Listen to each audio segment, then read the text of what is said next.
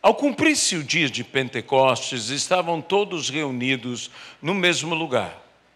De repente, veio do céu um som, como um vento impetuoso, e encheu toda a casa onde estavam sentados. E apareceram distribuídas entre eles línguas como de fogo, as quais pousaram sobre cada um deles. Todos ficaram cheios do Espírito Santo e começaram a falar em outras línguas, segundo o Espírito lhes concedia que falassem. Agora vamos para o versículo de número 12 e 13. Falando a respeito daqueles que os observavam, diz a palavra: todos atônitos e perplexos perguntavam uns aos outros: o que será que isto quer dizer? Outros, porém, zombando, diziam: estão bêbados. Que Deus abençoe a sua palavra em nossas vidas, no nome de Jesus Cristo. Hoje é domingo de Pentecostes, que celebramos o derramamento do Espírito Santo sobre a Igreja de Cristo. O próprio Senhor Jesus disse, e está registrado lá em Atos capítulo 1, versículo 8, mas recebereis poder ao descer sobre vós o Espírito Santo, e sereis minhas testemunhas, tanto em Jerusalém, como na Judéia, em Samaria e até aos confins da terra. É interessante que hoje, sendo domingo de Pentecostes, e também sendo o segundo domingo do mês, em que nós nos dedicamos a nos lembrar da nossa responsabilidade com a obra missionária, que um grande motivo do derramamento do Espírito Santo é que pudéssemos ser todos testemunhas de Jesus, quer no lugar mais próximo aonde estamos, quer no lugar mais longínquo, até os confins da terra. O Espírito Santo nos impulsiona não apenas a testemunharmos, mas nos impulsiona a testemunharmos até os confins da terra, até o lugar inimaginável, para onde jamais iríamos. Naqueles dias, a ideia que o mundo tinha é que havia um final, um precipício. Isso quer dizer arriscar-se a cair da borda, desculpe o termo, da terra. Eu irei testemunhar até onde ninguém tem coragem de ir, mas eu irei. E hoje nós temos pessoas extraordinárias, missionários, que vão a povos não alcançados, quando não, a povos que os rejeitam, e os rejeitam por vezes violentamente, mas tal é o amor, tal é a dedicação destas pessoas, que você não consegue compreender senão por um ato sobrenatural, miraculoso em suas vidas. Há algo neles mais forte do que a própria preservação da vida. Isto é ser uma testemunha. é mais forte. A minha vontade de falar de Jesus do que a minha vontade de viver. Será que nós temos esse tipo de vontade? Nós precisamos ser, de fato, cheios do Espírito Santo. A igreja, nos primórdios, a igreja que se encontrava reunida, aquela comunidade reunida no cenáculo, no aposento alto, no mesmo lugar aonde Jesus celebrara antes a sua ceia com os seus discípulos, no mesmo lugar que Jesus disse: um de vocês me trairá, no mesmo lugar em que Jesus afirmou que ele desejava tanto participar daquela comunhão com os seus discípulos. Nesse lugar, lá estava uma igreja que estava intimidada pelo perigo, pelas dificuldades. Uma igreja trancada, fechada, uma igreja intimidada. Mas quando o Espírito Santo se derramou sobre aquela igreja, a ousadia tomou conta de todos eles, que abriram as portas, que saíram pelas ruas, que anunciavam, sem se intimidar mais, as maravilhas de Deus.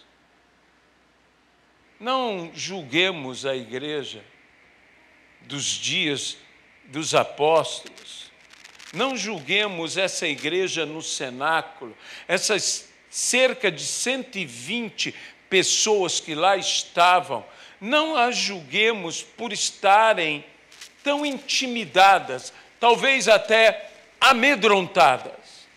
Porque, veja, talvez digamos a respeito deles, mas eles viram Jesus ressuscitar.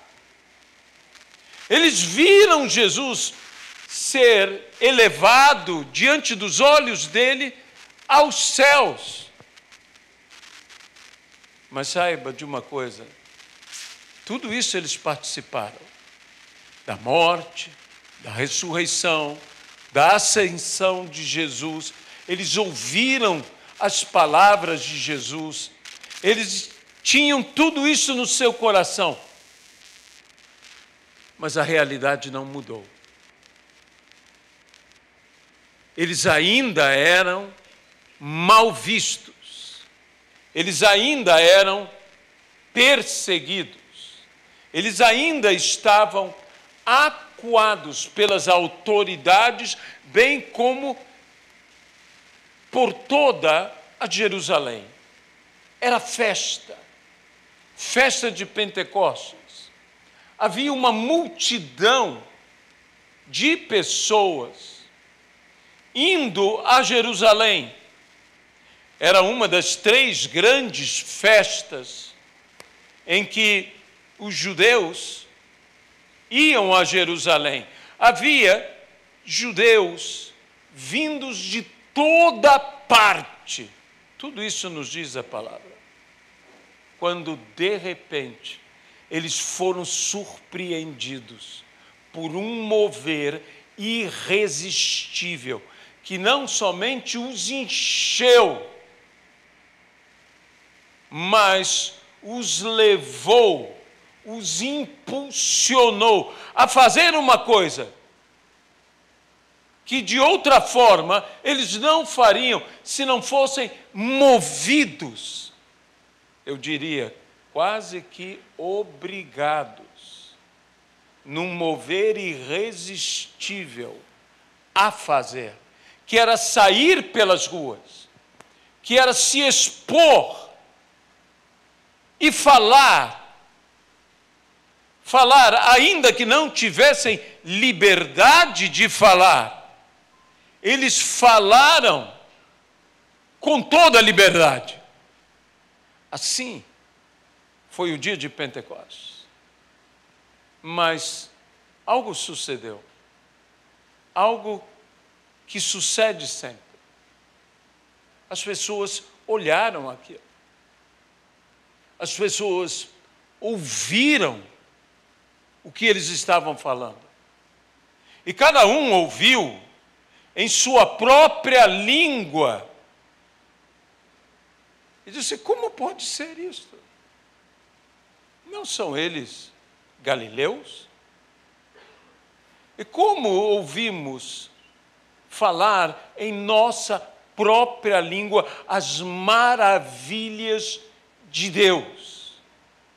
Foi então que algo aconteceu.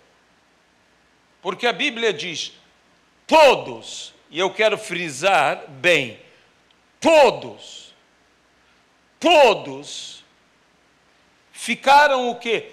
Atônitos e perplexos. E perguntavam uns aos outros: o que será que isto quer dizer? O que será que isso significa?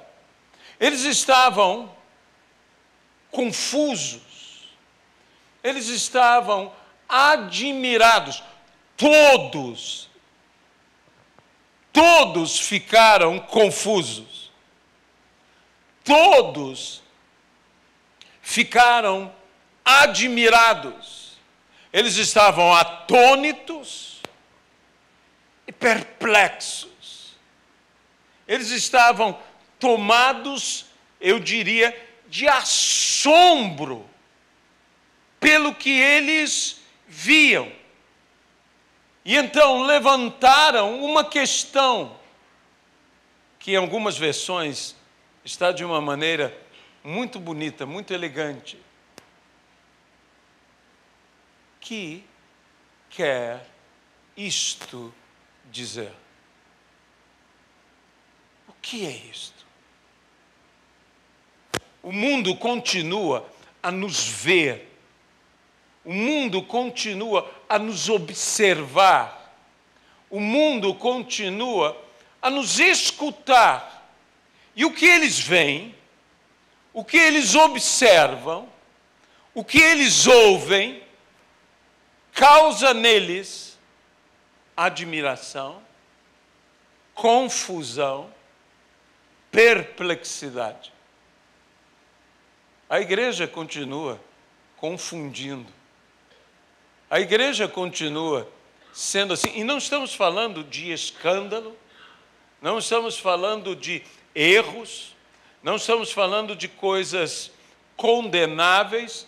Eu estou dizendo a respeito de algo que era um mover do Espírito Santo. Não espere que o mundo entenda o mover do Espírito Santo em nossas vidas. As coisas espirituais se entendem espiritualmente. E então surgem perguntas. A admiração te leva a perguntar. A confusão te leva a perguntar. A perplexidade e o assombro te levam a perguntar. Nesta vida há perguntas. E meus irmãos, onde há perguntas, é necessário haver respostas. Amém? É necessário haver respostas, mas não qualquer resposta, porque há muitas respostas que podem ser dadas. É necessário haver respostas, mas haver respostas certas, haver respostas corretas, haver respostas compreensíveis, porque a gente que respondendo deixa a pessoa mais confusa do que antes. Eu não sei se já aconteceu com você, mas tem gente que quando você pergunta, depois que ele te responde, você diz: como? O que você disse mesmo? O que é isso? É necessário haver respostas que possam verdadeiramente levar ao esclarecimento. Mas a Bíblia também diz que outros, que não são todos. E quando você lê isso no grego, esse outros pode ser traduzido como alguns. Alguns significa, não são muitos, mas são alguns. Mas esses que não são muitos, são outros. Estes não se calam. Estes, antes que você possa responder, eles já afirmam. Eles dizem, zombando, aos zombadores. Nós teremos os atônitos, teremos os perplexos, mas no meio de tudo isto, sempre teremos os zombadores. Sempre teremos aqueles que falam zombando, fazendo pouco caso, não compreendendo, mas, além de fazer pouco caso, condenando. Estes dizem, eles estão bêbados. Eles estão bêbados. Note que é uma resposta deles, uma afirmativa, uma zombaria deles, que não dá resposta à pergunta. A pergunta é, o que quer dizer isto? A zombaria diz, eles estão bêbados. Eles queriam compreender como tais pessoas, sendo galileus, podiam falar na sua própria língua, no seu próprio idioma, dos locais de onde eles vieram. Desde quando bebedeira te faz ser poliglota? Esse é o poder da zombaria. A zombaria responde o que você não perguntou. O escárnio, a zombaria, o fazer pouco caso, o desprezo até, ele busca apenas te diminuir. Ele não busca responder ao que as pessoas estão perguntando. Ele busca afirmar e desviar a atenção da pergunta que foi feita.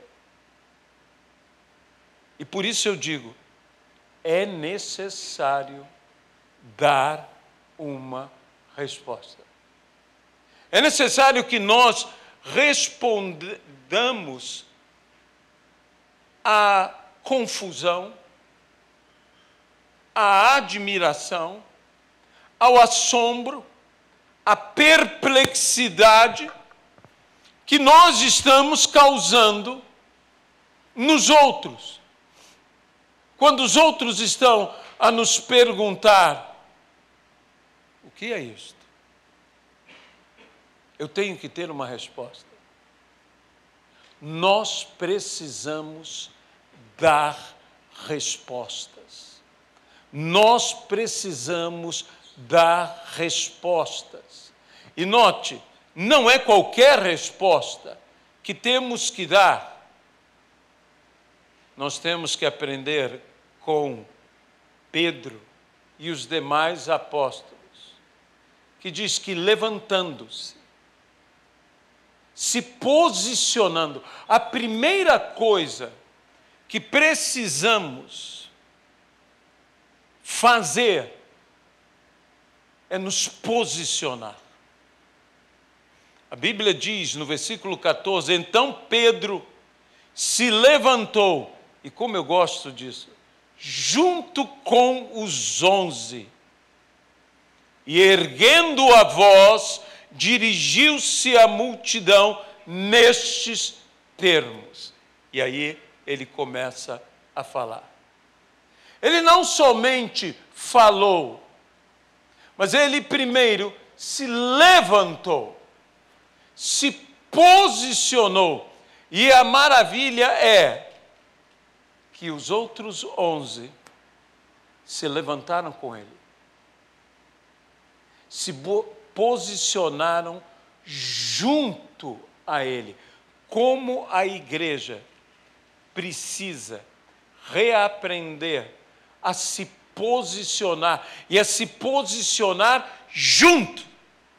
Há um termo nas Sagradas Escrituras que introduz vitórias, das vitórias que o povo de Deus teve contra seus inimigos, que vinham em um número muito maior do que eles. Que diz, levantaram-se como um só homem. Aleluia. Esta unidade, desta união, deste apoio que damos uns aos outros, como um casal deve ser em sua família. Um casal deve ser e deve agir como se fosse uma só pessoa, sendo duas. E serão os dois uma só carne. Uma só carne.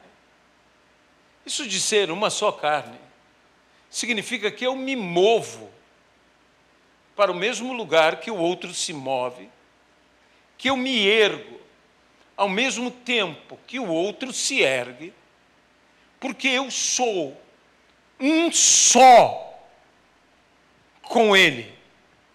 Eu sou um só com aquela pessoa.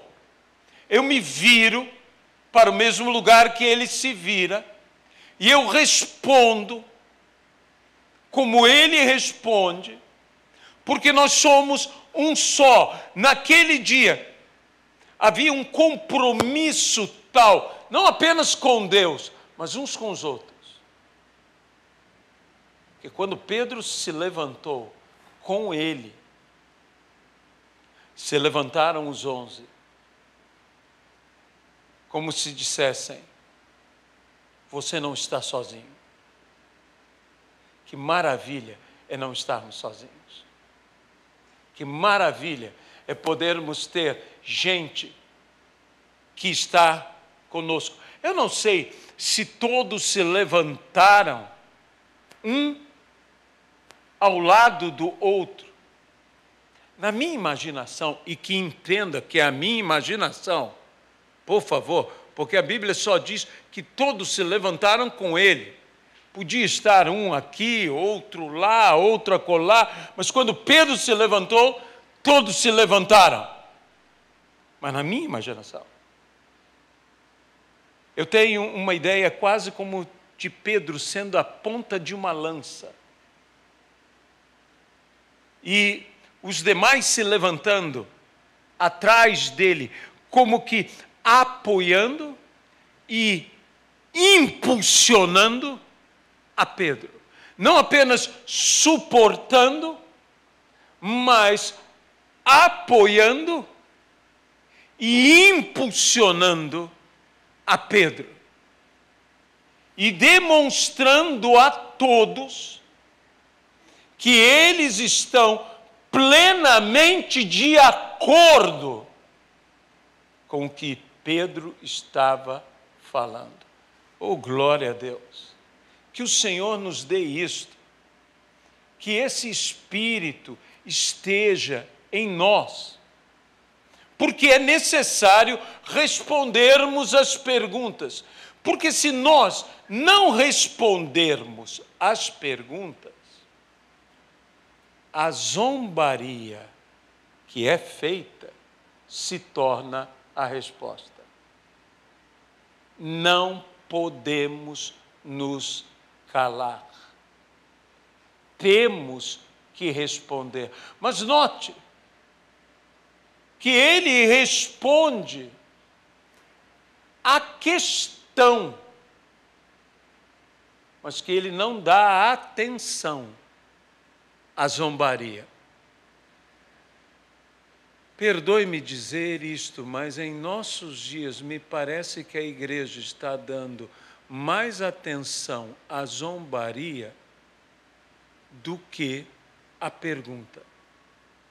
E em tantos lugares, nesses dias de redes sociais, me espanta como tantos ministérios gastam energia, gastam sua capacidade, gastam até a inteligência que possui em responder às zombarias.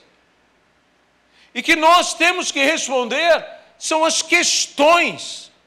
Nós temos que responder às perguntas, porque uma zombaria não merece resposta. Merece desprezo. Você pode dizer amém a isso? Amém. Mas nós precisamos voltar a agir assim, como igreja. Nós não temos que ficar respondendo às zombarias. Vão zombar. Alguns vão zombar. Mas há uma grande maioria que o que está querendo entender é o que isto significa.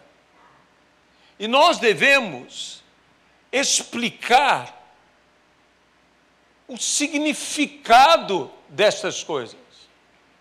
Eu não tenho que ser, nem você, nós como igreja, a igreja não tem que ser afetada pela zombaria. Eu acho interessante zombaria, porque isto vem da ideia de um som sem sentido. É a zombaria. O zombar é tipo um som sem sentido. É isso que é zombar. E sabe quando é que a zombaria acaba tendo sentido? Quando você dá sentido a ela. Quando você dá atenção a ela. Quando você começa a polemizar com ela. Quando você começa a se defender dela. Porque, na realidade, quando a zombaria me afeta, é porque eu me senti, de alguma maneira, tocado, humilhado, provocado, e cedi à provocação. Eu digo que todas essas coisas são como um veneno, que por mais poderoso que possa ser o veneno, se eu não tomar, ele não tem efeito. Você pode dizer amém? O que eu tenho que fazer com a zombaria, com o escárnio, com a humilhação, com a provocação, é o quê? É não tomar. É não tomar. Mas quando eu tomo aquilo, quando eu pego aquilo e tomo, pode ter certeza, o veneno vai agir. Por mais fraco que seja, ele vai agir. Mas não importa o quão poderoso, o quão mortal possa ser um veneno, se eu não trouxê-lo para dentro de mim, se eu não permitir, se eu não tomá-lo, melhor dizendo, porque trouxê-lo não existe, né, gente? Se eu não tomá-lo, ele não vai fazer efeito em mim. Ele não vai fazer. Deixe-me dizer uma coisa. Despreze o que te despreza. Não dê valor ao que te desvaloriza. Esse é um dos grandes problemas na vida, é que nós damos valor àquilo e àqueles que nos desvalorizam. E aí valorizamos o desprezo deles. E até mesmo podemos confirmar, mesmo que não seja verdade. Se não dermos resposta, a zombaria será a resposta. Se não falarmos a verdade, a zombaria será a resposta. É necessário darmos a resposta. Mas que resposta vamos dar? E isto é que é o interessante nesse texto.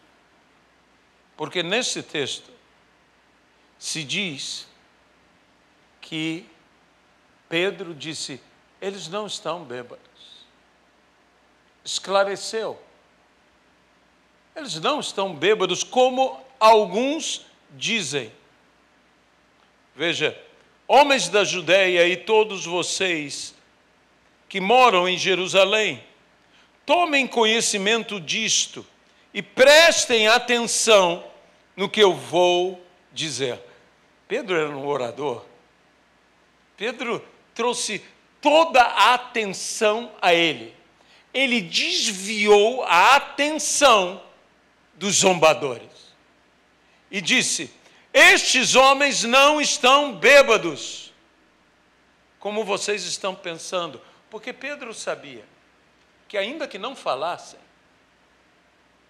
porque não havia uma resposta, e tudo que ouviam era a zombaria, aquilo tomava conta do pensamento. E Pedro, então, continuou, porque são apenas 9 horas da manhã, mas o que está acontecendo é o que foi dito por meio do profeta Joel. E Pedro, então, discorre a sua palavra. Note que Pedro mostrou o absurdo de são apenas 9 horas da manhã. E você acha que essas pessoas estão bêbadas? Eles não estão bêbados. Como vocês estão pensando? O que acontece é o que foi dito por intermédio do profeta Joel. Acontecerá que nos últimos dias derramarei do meu espírito. Pedro deu uma resposta. Mas que resposta deu? Deu uma resposta bíblica. Nós temos também que dar respostas a este mundo. Como eu disse, nesta vida, neste mundo, há muitas perguntas. E as perguntas carecem de respostas. Mas não pense que dar a resposta bíblica, a resposta certa, a resposta correta, a resposta esclarecedora, isso significa que seja uma resposta final. Por quê? Porque normalmente, numa confusão, uma resposta abre caminho para outras perguntas. Então, não é uma questão de dar uma resposta. É uma questão de estar pronto a dar todas as respostas. Quem pode dizer amém? Não é? Dar todas as respostas. Porque foi o que aconteceu. Pedro deu uma resposta. Ele não deu apenas uma resposta, ele deu a resposta. Pedro deu uma resposta bíblica. Pedro deu uma resposta verdadeira. Pedro deu uma resposta convincente. Pedro deu uma resposta que fez calar os zombadores, mas não os questionadores. Deu uma resposta que faça o zombador calar, mas que faça o questionador questionar, perguntar. Porque a Bíblia mesmo nos diz, na continuidade deste texto, lá no versículo 37, veja, quando ouviram isso, ficaram muito comovidos. Muito, não pouco, muito. Dê uma resposta que não fale apenas a razão, mas que fale ao coração. Ao coração. Porque se com o coração nós cremos e com a boca confessarmos, nós seremos salvos. Deus primeiro escreve a sua palavra em nosso coração, e então imprime a nossa mente. Às vezes, o que nós estamos querendo responder a este mundo é sermos razoáveis, racionais. Mas nós também temos que ser comoventes. Veja, eles ficaram muito comovidos. Um mover de sentimento. Eles precisavam ser movidos. Algo veio com a palavra. A comoção, o sentimento. E aqui então diz, e perguntaram a Pedro e aos demais apóstolos: que faremos, irmãos? Que maravilha é poder ter uma resposta que leve a mais perguntas. Não porque não fomos esclarecidos, mas justamente porque esclarecidos fomos. E isso nos gera a outras perguntas para nos aprofundarmos no que a resposta nos diz.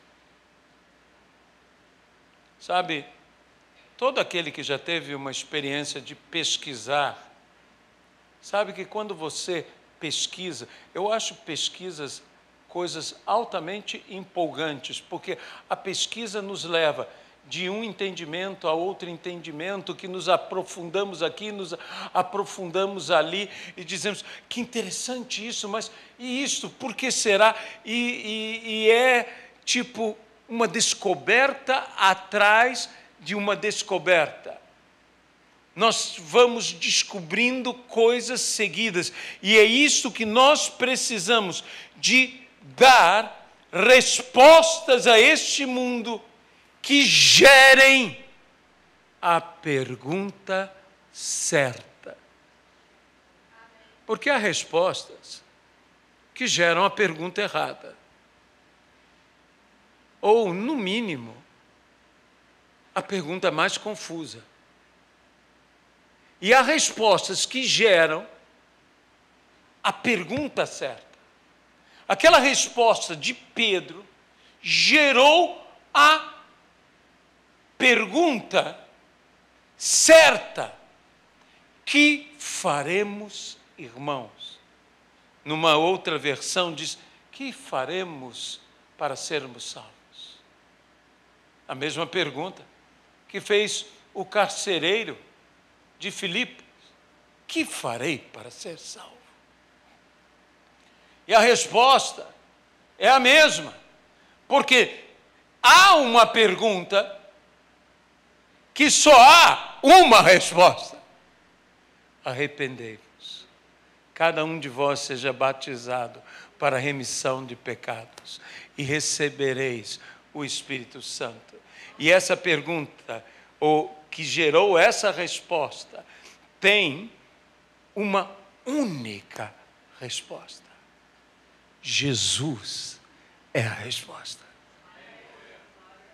Eu sou o caminho, eu sou a verdade, eu sou a vida.